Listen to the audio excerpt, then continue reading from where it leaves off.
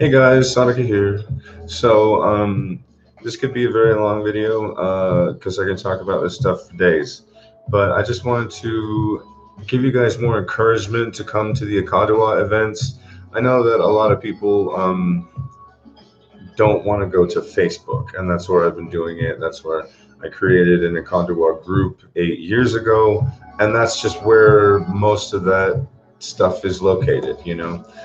So that's the reason I'm doing those on Facebook. I do want to reassure you that I'm going to be doing Akadua and light language events on YouTube, and it'll probably start this way. I'll just inform you guys of the live stream and when it's going to happen specifically, and then you can donate and join. You don't have to donate to join. It'll just be a live stream. But what is the Akadua? I wanted to give you some encouragement, so if you're having hesitancy, is this stuff really for me? Obviously, we want you to get the Akadua and use it yourself. But there's also just come over and be a part of the events that I'm doing. There's also another beautiful woman, and I don't want to say friend. Obviously, she's a friend, but it's not like we've hung out. Phyllis Douglas.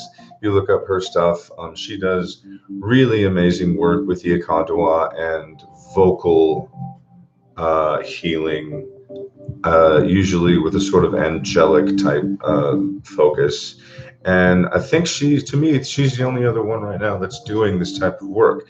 Interesting that it has to do with voice, and that the Akadua can create this sort of space and energy to like carry the voice and sound. And she works with drums, shamanic drumming, and singing bowls and stuff like that. So it's a beautiful thing to do if you're not attracted to the work that I do, or you just want a different experience. She's much more polished and doing this in a professional way, full time. So Phyllis Douglas, go look her up. I just wanted to give her a shout out because she's amazing. Yeah. Group. I just wanted to so what I wanted to do is talk about the Akadua again, because I've had people in the past just be like, okay, you convinced me because I made one video about something and said something. And I'm like, fine, I'll come to the event. I'm not trying to encourage that. I'm not trying to pressure you guys into this or whatever. But, if you're attracted to this stuff, then work with it. Simple as that, So I'll just say my spiel on the Akadua. The Akadua is considered a solar-based energy, but we consider it more of a substance than a subtle energy. So this is a substance that's been around for maybe 30,000 years, something like that has been worked with in a particular way, cultivated within the body, cultivated through nature, cultivated through shamans and priests and these wise beings and whatnot through history. In the Akadua mythos, I guess I could say, we say that it started in Atlantis in its pretty much present day form. But then as the Atlantean diaspora occurred, went over to Egypt, as a lot of that culture developed in Egypt. If you want to find Atlantean culture, just look at ancient Egyptian culture and the things that developed into. I think I'm right in saying that. And also to different places. It went everywhere in a way. But most specifically, worked with there, and also in South America. As people are opening themselves up to the idea that the human experience is a lot longer historically than we are generally taught, it is no longer, I think, implausible to imagine that, let's just say Atlanteans were in this place, and they were a seafaring people, and so their culture was spread out everywhere. That can be one of the reasons that we have so many similarities in spiritual cultures and architecture, pyramids all over the place. Can't get into that whole thing, it's a huge long discussion, but basically there are threads of that everywhere across the globe. And so one of the things that some of these people took with them to South America and Middle America was the Akadua. And these people who were working with this became the Meso and South American shamans who were working with a specific energy, eventually the culture and style that we think of as the Toltecs. So the Akadua is also part and parcel of the Toltec experience. That also is a long discussion. I'm not going to get into exactly what Toltec means, but basically they were these people who were trying to create the dream of the world, essentially. Like, life is also a dream, but it's also art. And so, I'm moving slowly because the Akadua is this thick energy, and it changes consciousness and the way you move and the way you experience things. And they would put that into their art. So you're essentially changing your consciousness. You're in a different state of consciousness, and you're creating these art pieces. And a lot of people do this today with the Akadua. And a lot of it is, it's all connected, so maybe there's a certain posture or a certain movement or dance that you do while you're creating this stuff. It would all come together. They're trying to create a whole experience of life and magic and art and ascension of empowerment. The pyramids in Meso and South America are saturated with Akadua energy, So it is a substance, an energy. If you want to get into the nitty-gritty of what that means, think about the Taoist stuff that I talk about a lot, which is specifically you're pulling chi into the body, you're refining it, you're condensing it. All of these things you can do with subtle energy.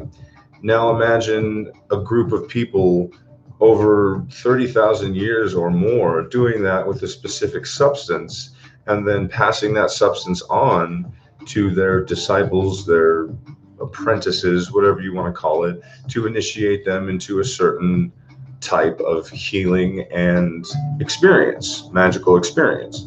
That's what the Akadua is, right?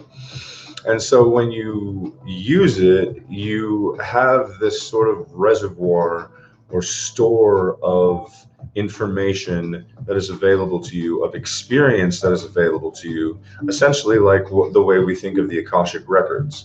The Akadua is a repository of information as much as it is a separate and distinct healing alchemical energy.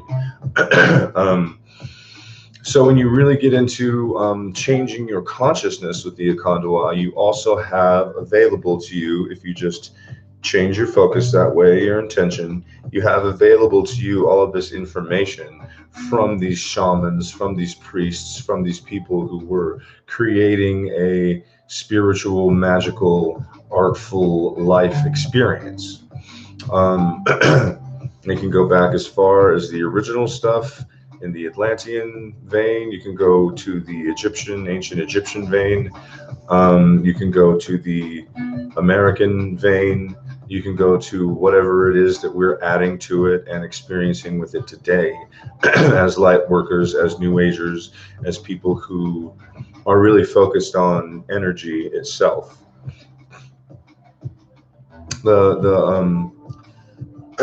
I'll just say American, meaning in the Americas, not like North America, the way I think of American today, like all of that. The American shamans, I guess, were only calling it power for a while. Coyote the Blind, one of my teachers, is the one who decided to bring it to the world. This is part of his work. It's also part of the new Aeon, where suddenly this energy is becoming available to anyone who wants it. there are some caveats. We always make someone really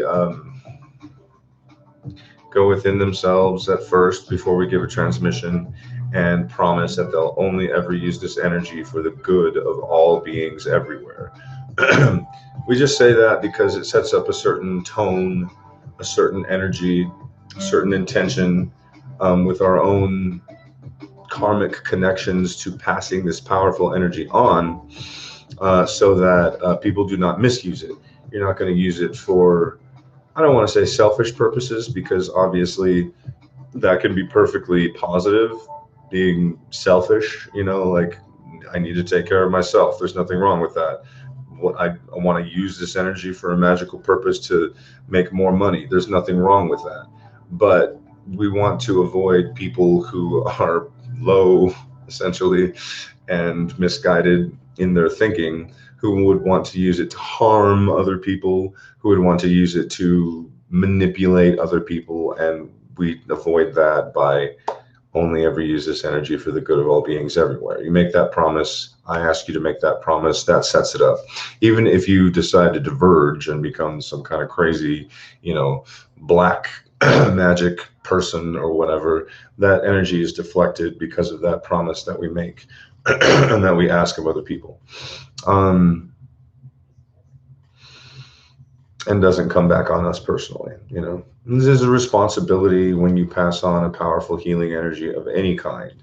When you're working with something like the Akadua, it tends to be more physical than most subtle energies. I do not call it a subtle energy because when you're really working with it for a time, it is not subtle,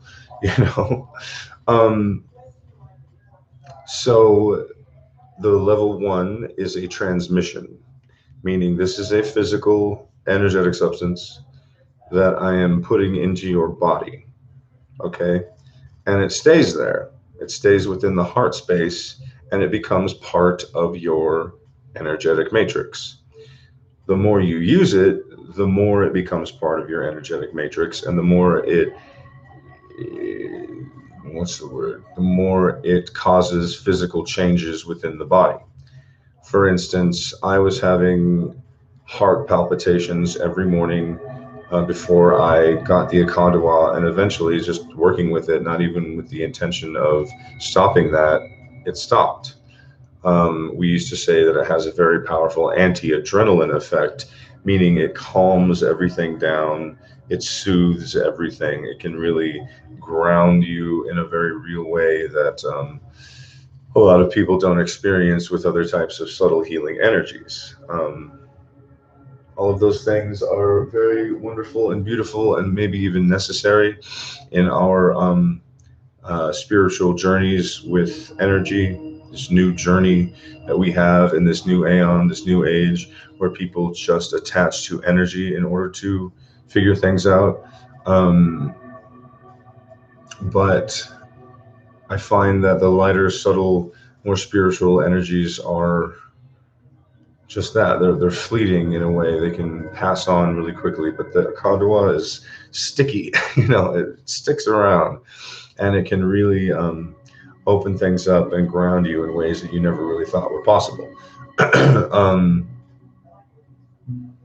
What else? It has 7 main varieties with 1 sub-variety. Each of those we relate to a chakra just because it's a good model to use. However, I always try to make it very clear that the Akadua does not come from the chakras.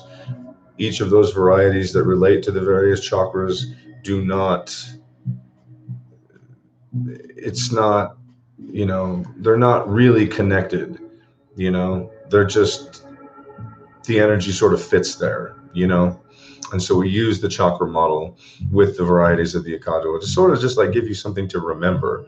Heart is, relates to the solar Akadua, and so when I'm working with the solar Akadua, I might go into my heart chakra just because that's a good way to activate that variety. But ultimately, you're using all the varieties everywhere. And ultimately, when you use all the varieties, eventually you get to an experience where it just sort of is one thing. And you can combine all of them together and just have this light of the Akadua. I like to say the Akadua is one thing, it's one light, one energy, and when it's sort of refracted through the chakras, it takes on different varieties. There's a sub variety. I don't know where or how this is, or why exactly Coyote decided to characterize it as a sub variety. Um, because it also begs the question, well, maybe there's more varieties than that. And I personally, in my own journey, work with two extra ones that I think relate to what I call the transpersonal chakras, the Earth Star and the Soul Star, not part of the body, but part of the greater energetic body. So the subvariety is called Jaguar, or the energy of the eclipse. So one of them is solar, one of them is lunar. You put them together, you have solar and lunar. If you subtly change that so that they interact with each other, sort of the way the moon and the sun interact with each other, you get Jaguar. And it's a different variety, but Coyote calls it a subvariety. So that would be 8 in the normal system of Akadua varieties. But in my own experience, boom, there was the Earth Star chakra, and there was the Void Akadua. We call it Void. Um, Boom, Soul Star chakra. There was Lapis. And you'll also notice that in the different varieties, there's a sort of association with stones and earthy things. So you have volcanic in the solar plexus. Um, and that is an earth sort of energy, right? Volcano. So itchy. And then you have obsidian, a stone. So lapis seemed appropriate when I started bringing this energy through, and I was like, "Well, yeah, that is definitely a thing." Everybody, like to me, for some reason, some people feel lapis more strongly than any of the varieties. It is real. It is part of the Akandua. I stop sort of now before saying these are separate varieties. We have a sub-variety jaguar, so it's completely possible that these could be sub-varieties and just like little, refined essences of the Akadua. However, I do think that we're changing, we're growing, we're ascending, and as we do that and we connect to different things within the earth and the heavens, the Akadua will change too. And so I think that that's a thing. Um, yeah. So that's a rundown of the Akadua. Oh, and just, the other varieties. There's the unnamed, which relates to the crown. It's a very starry, cosmic type variety. I also call it cosmic because I think that's a good description of what it feels like. Very light, very powerful, very magical. Here would be atmospheric variety, very electric. It can get poppy and clears out the mind space, mental space. You're working on those levels with your own magical work or spiritual work. It can be very good before meditation. To the throat, we have oceanic variety, which is again more of a thick, earthy type variety. And then you go relating to the earth energies again, oceanic. And it's very cool, I find, and soothing of the emotions and getting you to a greater truth, stability with your own truth. That's how, it relates to the throat chakra or whatever. Solar, which is just, it really does feel like having sun beating against your skin in a way, and it's warm and it's soothing and it exposes things in a healthy way. Volcanic to the solar plexus chakra. It can get explosive and all this stuff moving out and really churning energy through the body. Lunar to the second chakra, and that is very cool, also very subtle, kind of magnetic, and just soothing of the emotions, but also I don't know, it's silvery in a way. It's just very lunar, you know. Obsidian to the solar plexus chakra. And that is just grounding, stability. The thickest of the Akadua energies or varieties. The void energy, which just takes away. It's like a black hole, but in the best way. It just, gets rid of things and drains them out of you, which is completely necessary work to do. Sometimes we're like, I need this energy, I need that energy, I need to connect to this, I need to connect to that. Sometimes you just need to let it all go, like a flood. And the other one that I forgot is Lapis, which relates to the soul star and is one of the most refined energies, I think, of the Akadua. And it is like, I want to say almost crystalline, but it's more like glass, it's just very clear. I find it with a subtle blue tint, and it's a beautiful, beautiful energy. Also one of the most protective energies, but I'm not going to go into that discussion. Okay, so that's a rundown of the Akadua, and I just wanted to, insert that in there to inspire you guys. It's really amazing stuff to work with. I do the transmissions up to level 3. Other people do the transmissions. Come over to the Akadua Practitioners Facebook page. You do not need to have the Akadua to be there. You just have to be interested in it. Ask questions. Ask, just for somebody that you may resonate with to give you the transmission. And start working with it yourself. After you get the transmission, I'll talk more about the transmissions and that kind of stuff. If you get the transmission, it stays in your body, so that's something that some people might not be comfortable with. And I've had them like, ooh, I don't want any foreign energies in my body. And I'm like, yeah, but it's amazing, there's no harm that can come from that.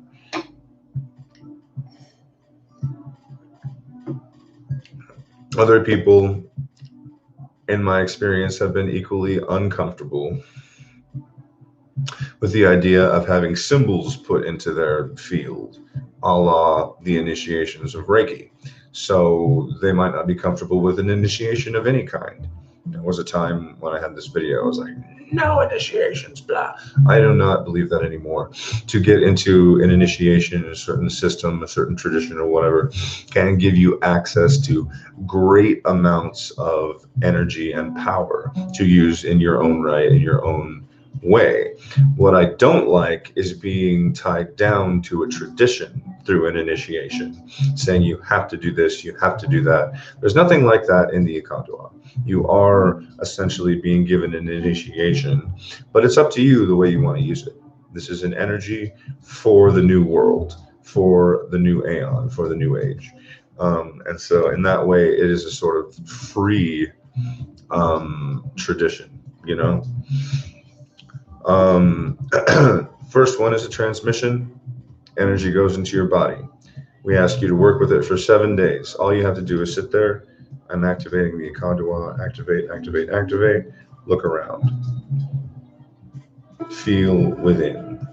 See what goes on. 7 days.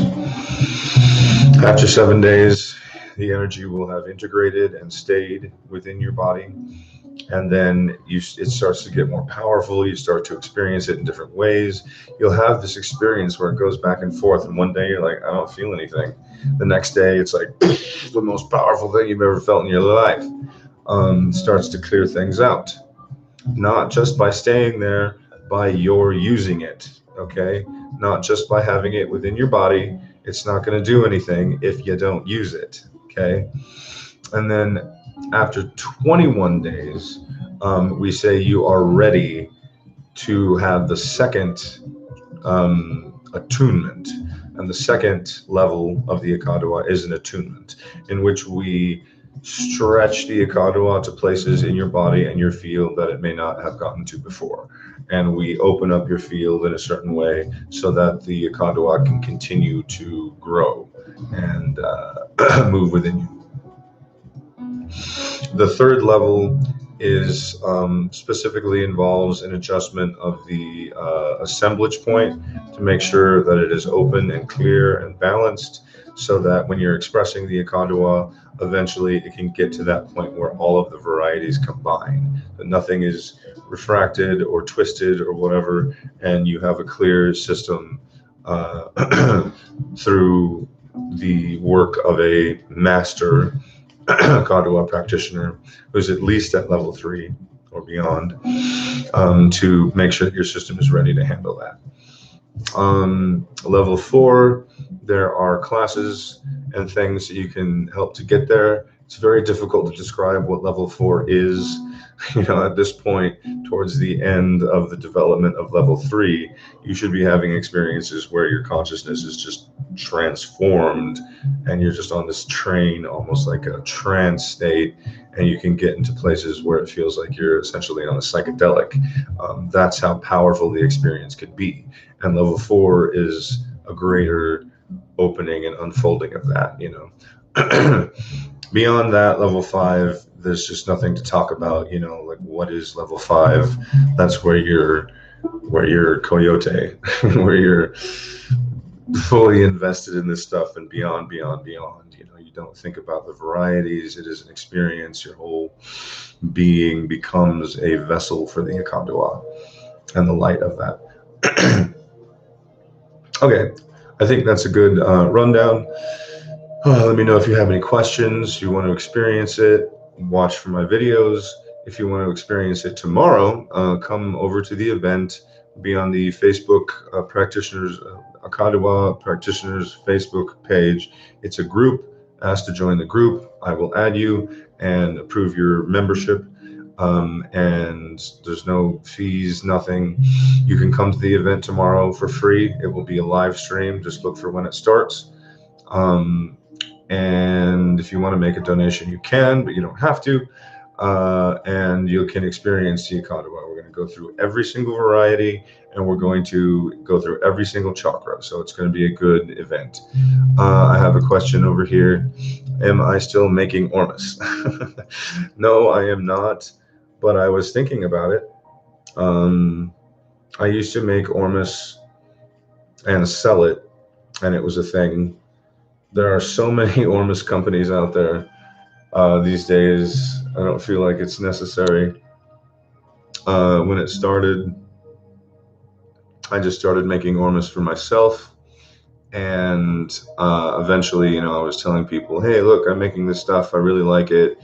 It really helps you. If you don't know what Ormus is, originally the term stood for orbitally rearranged monatomic elements.